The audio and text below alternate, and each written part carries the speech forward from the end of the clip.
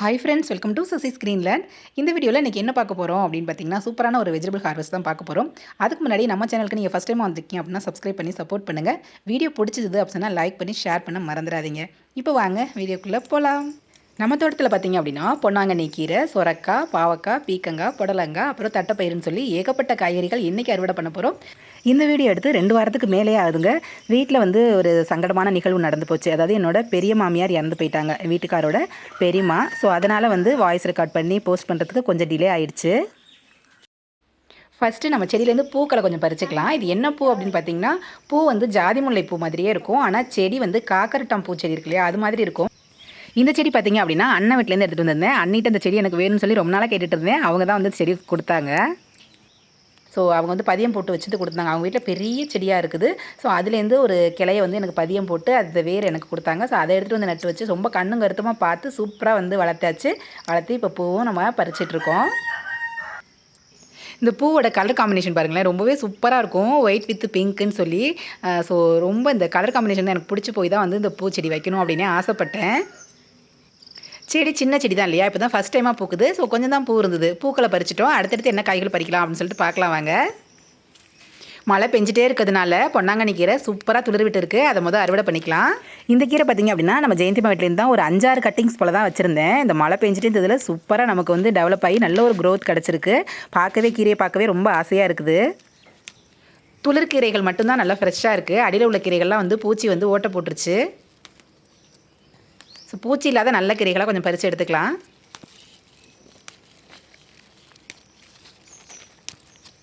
இதுவுமே பார்த்திங்க அப்படின்னா சிவப்பு பொன்னாங்கண்ணி. ஸோ ரொம்பவே சத்து அப்படின்னு சொல்லுவாங்க.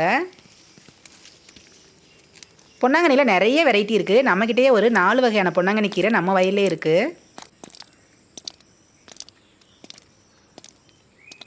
மழை விட்டு விட்டு பெஞ்சிட்டே இருக்குது. ஸோ மழையோடு தான் நம்ம வந்து இந்த காய்கறி அறுவடை பண்ணுறோம்.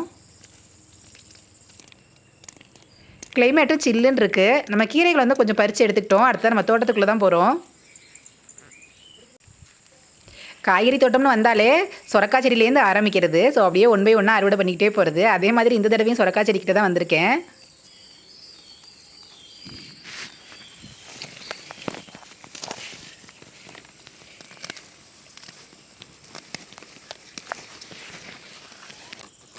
காய்கறி அறுவடை பண்ணும்போதெல்லாம் கொஞ்சம் கொஞ்சம் பில்லு இருக்கிறது அப்படியே எடுத்து விட்டுக்கலாம் அப்படின்னு சொல்லி அந்த பில்லுகளையுமே எடுத்து விட்டுட்டேன். ஒரு 2 சொரக்காய் மட்டும்தான் இருந்தது. அப்படியே கட் பண்ணி எடுத்துட்டேன். எப்போதும் அறுவடை பண்ணுறதை விட அந்த தடவை சொரக்காய் ரொம்ப பிஞ்சாக சூப்பராக இருந்தது. அடுத்ததான் பாருங்கள், இது வந்து பீக்கங்காய் செடி. ஸோ பீக்கங்காய் செடி வந்து மழை பெஞ்சிட்டே இருந்ததுனால அழுகி போயிடுச்சு ஒரு செடி. அதில் இருந்த காயை அப்படியே விதக்கி விட்டுட்டேன். ஒரு பக்கம் செடி பாருங்கள், நல்லா பச்சை பசேல்னு சூப்பராக இருக்குது. அது என்னன்னு தெரில, ஒரு பக்கம் மட்டும் அழுகி போயிடுச்சு. இந்த செடியில் நல்லாவே நிறைய காய்கள் இருக்குது. ஒரு 4-5 காய்கள் போல் இருந்தது. அதையுமே நம்ம அறுவடை பண்ணி எடுத்துக்கலாம். பீக்கங்காய் எப்போதும் அறுவடை பண்ணுறதை விட இந்த தடவை கொஞ்சம் குட்டியாக தான் இருந்தது. ஆல்மோஸ்ட் காய்ப்பு ஓயிற டைம் இது. நிறைய காய்கள் நம்ம இதுலேருந்து அறுவடை பண்ணிட்டோம். லாஸ்ட் டைம் அறுவடை பண்ணுறதுக்கும் இப்போ அறுவடை பண்ணுறதுக்கும் வந்து காய் உங்களுக்கு டிஃப்ரென்ஸ் தெரியும். ரொம்ப குட்டி குட்டியாக இருக்குது.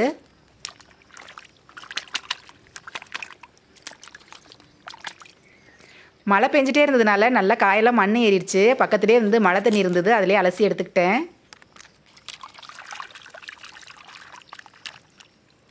அப்படியே எல்லா காய்களையுமே அலசிக்கலாம்.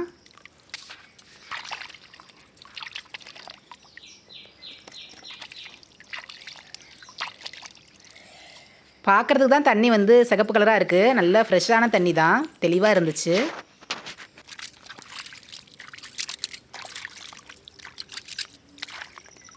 இது வந்து செடி அவரை பக்கத்துலேயே வந்து நிறைய தண்ணி கிடந்தது. அதிலே வந்து கையும் கழுவியாச்சு.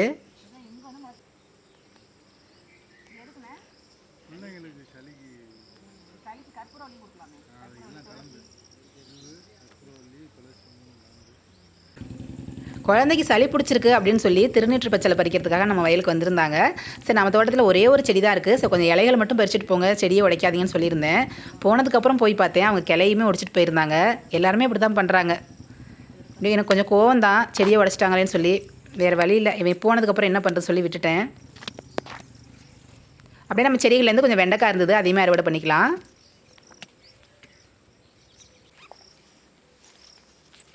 புடலங்காய் ஆல்மோஸ்ட் நமக்கு காய்ப்பு முடிஞ்சிருச்சு.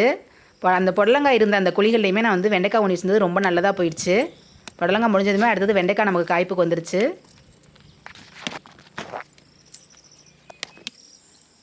புடலங்காய் செடியில் 1-2 காய்கள் மட்டும் இருக்குது. இதுதான் கடைசி அறுவடை.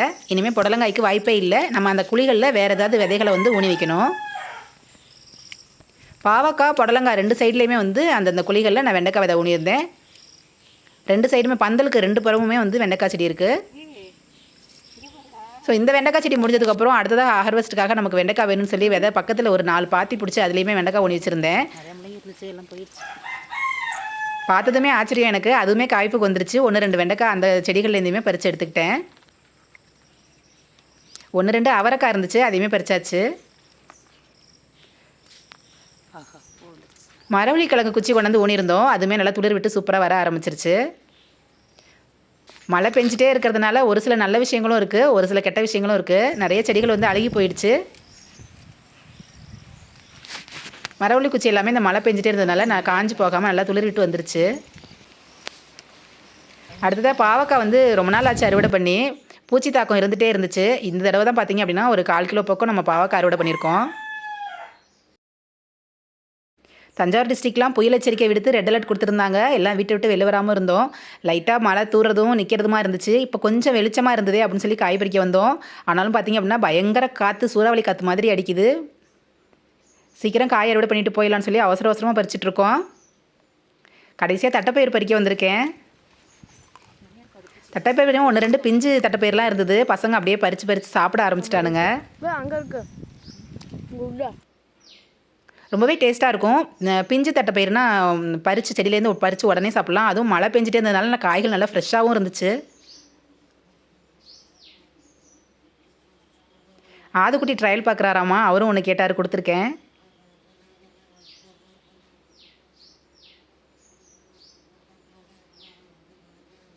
வாயில் வச்சதுமே நல்லா இருக்குன்ட்டாரு. சாப்பிட்டாரோ சாப்பிடலே தெரில. நம்ம கடைசியாக இப்போ தட்டைப்பயிர் தான் அறுவடை பண்ணிகிட்ருக்கோம். வாழை எல்லாமே நல்லா வந்து செழிப்பாக வந்திருக்குது.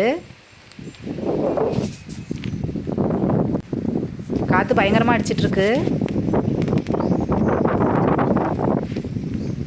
கிளைமேட் நல்லா சில்லுன்னு சூப்பராக இருந்துச்சு. நிறைய கொக்கு சுற்றிலும் மேலே வந்து பறந்துகிட்டே இருந்துச்சு. நல்லா ஒயிட் கலர் கொக்கு.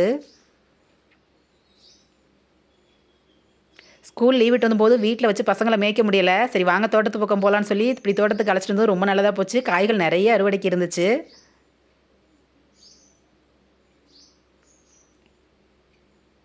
நிறைய மயிலும் கொத்தி சாப்பிட ஆரம்பிச்சிருச்சு இந்த தட்டைப்பயிர் வந்து நிறைய நெத்து இருந்துச்சு. சரி பறிச்சுட்டு போய் விதைக்கி வைக்கலாம் அப்படின்னு தான் நினச்சேன்.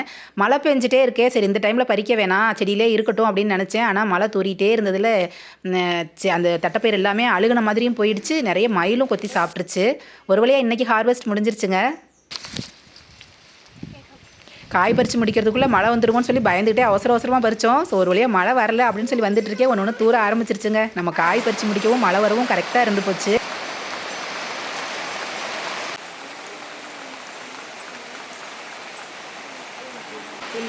நல்ல சூப்பரான மழையோட வீட்டுக்கு வந்து சேர்ந்தாச்சு. இந்த மழையில் இப்போ காய்கறிகளை பார்த்திங்கன்னா அப்படியே பச்சையாகவே சாப்பிட்லாம் போல இருக்குது. அவ்வளோ அழகாக ஃப்ரெஷ்ஷாக சூப்பராக இருக்குது காய்களை பார்க்கவே. ஸோ இந்த இன்னும் அறுவடை எப்படி இருந்துன்னு சொல்லி மறக்காமல் கமெண்ட் பாக்ஸில் சொல்லுங்கள். ஸோ இந்த வீடியோ அவ்வளோதான். நம்ம அப்படியே பூ பறித்தோம் இல்லையா, அந்த பூவையுமே கட்டி எடுத்துக்கிட்டேன். இவ்வளோ தான் அந்த பூ இருந்துச்சு. ஃபஸ்ட் டைமாக அந்த பூ வந்து செடியிலேருந்து பறித்தோம் அப்படிங்கிறதுனால பறித்து அப்படியே சாமிக்கு வச்சாச்சு. பை ஃப்ரெண்ட்ஸ், தேங்க்ஸ் ஃபார் வாட்சிங்.